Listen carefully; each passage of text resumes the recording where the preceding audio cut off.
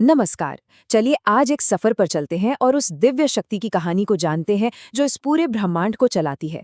जी हाँ, हम बात कर रहे हैं भगवान नारायण की, जिन्हें ज्यादातर लोग भगवान विष्णु के नाम से भी जानते हैं। तो आखिर कौन है ये रहस्यमयी शक्ति कौन है जो ब्रह्मांड की रक्षा करती है?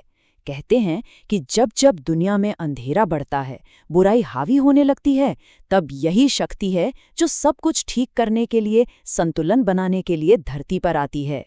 तो इस पूरी कहानी को समझने के लिए हम 3 खास पहलुओं पर गौर करेंगे। सबसे पहले उनका स्वरूप कैसा है, फिर उनके अवतार कौन-कौन से थे, और आखिर में ये भी देखेंगे कि उनकी भक्ति का इतना महत्व क्यों है।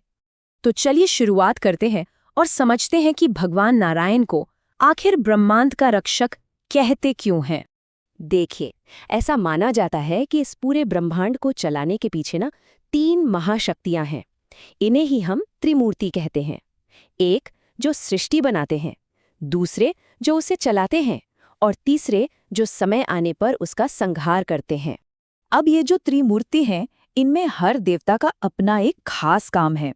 जैसे ब्रह्मा जी वो दुनिया बनाते हैं, भगवान शिव संहार के देवता हैं, और इन दोनों के ठीक बीच में आते हैं भगवान विष्णु यानी हमारे नारायण। और उनका काम है इस बनी बनाई दुनिया को संभालना और संतुलन बनाए रखना। तो ठीक है, उनका काम तो हम समझ गए, पर वो दिखते कैसे हैं, उनका स्वरूप कैसा है और वो रहते कहाँ हैं? चलिए अब इस पर बात करते हैं।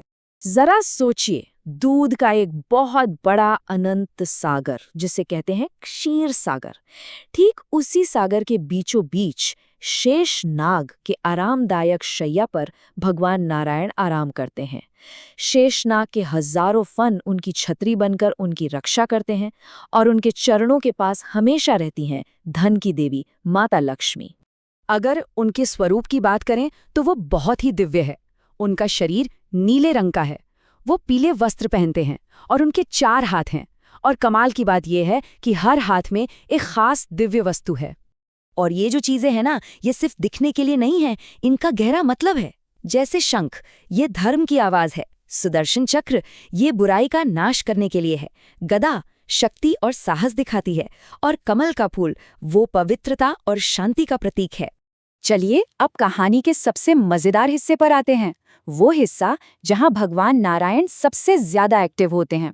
मतलब जब वो धरती पर अवतार लेकर आते हैं।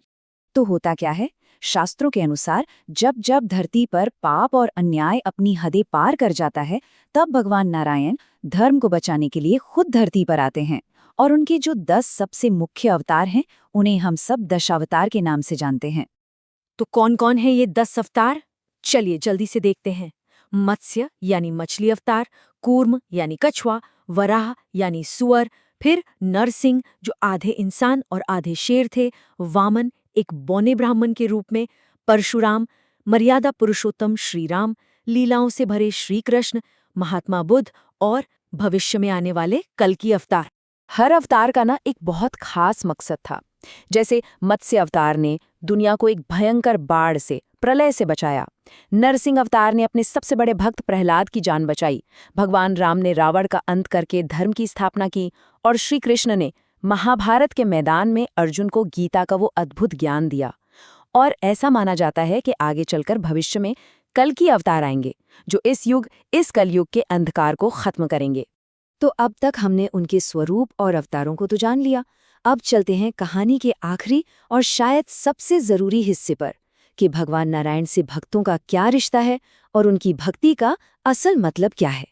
भगवान नारायण से जुड़ने का सबसे सीधा और शक्तिशाली तरीका माना गया है उनका ये मंत्र, ओम नमो नारायणाय। ये सिर्फ कुछ शब्द नहीं है, बल्कि इसे ध्यान और पूजा का एक बहुत गहरा माध्यम माना जाता है। कहते हैं कि इस मंत्र का जाप करने से सिर्फ मन ही शांत नहीं होता, बल्कि ये जिंदगी में एक पॉजिटिव एनर्जी भी लाता है। एक ऐसी ऊर्जा जिससे सुख और समृद्धि अपने आप खिंची चली आती है। तो कुल मिलाकर बात यह है कि भगवान नारायण ब्रह्मांड के रक्षक हैं। वो धर्म की स्थापना करते हैं, और सबसे बढ़कर वो अपने भक्तों के दुख दूर करते हैं। ऐसी मान्यता है कि अगर कोई भी सच्चे दिल से उन्हें याद करे, तो वो उसकी रक्षा के लिए जरूर आते हैं।